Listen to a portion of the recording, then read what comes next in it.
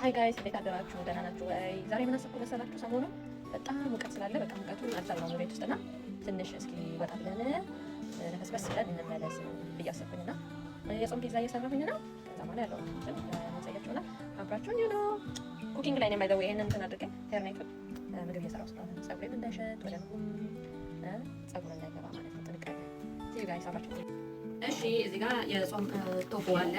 እዚህ ጋር ደግሞ ፍሮዘን ቬጅቴብልስ አለ። እዚህ ጋር ዋን ካሮት አለ ብሎ ተቀጥቅጠው ማለት ነው።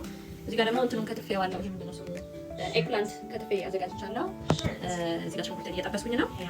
እዛ ይሄንን ነገር ግን መጀመሪያ በውሃ ስቲም አድርጌ ማብሰል አለብኝ። ምክንያቱም እኔ አደቃቃ ነው ከትፌ ስጋው ላይ ማድረግ እስኪል እየጠበቅኩኝ ነው። አጥቻለሁ። ያው እዚህ ጋር እንግዲህ ስጋዬን ያበሰልኩ ነው። በዚህ ጋር ደግሞ ቶፌን ጠበስ አደርጋለሁ። ምክንያቱም ከላይ ስለሆነ እንትን ማለት እናንተ ይሄ ነገር በዛ እንደ ነገሩ አትሰጥቶ ሲበስል ልክ ነው የሚለውና እኔ በዛ ይመስለኛል። ከበዛም ደግሞ ችግር የለውም።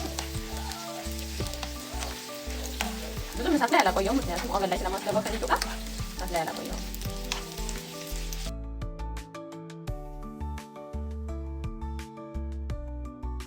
መዳመጫዬን ልጆቼ በቤት ዕቃ ነው መጫወት የሚወዱት። እኔ የት እንዳስገቡት እራሱ አላውቅም። አላገኘሁትም እና በዚህ ልዳምጠው አሰብኩኝ በወይን ብርጭቆ እስኪ ይሆናል አይሆንም።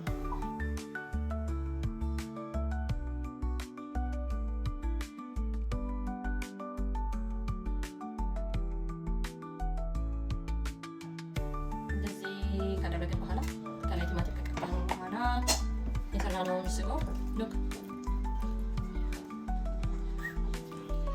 ከላይ እናደርጋለን ማለት ነው።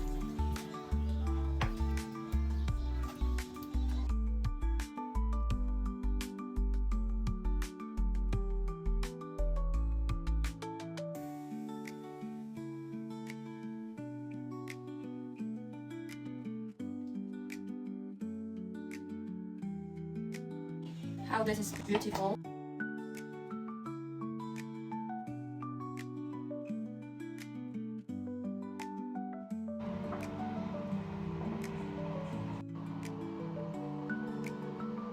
የተጠበሰችውን ቶፉ ከላይ ነስነስ።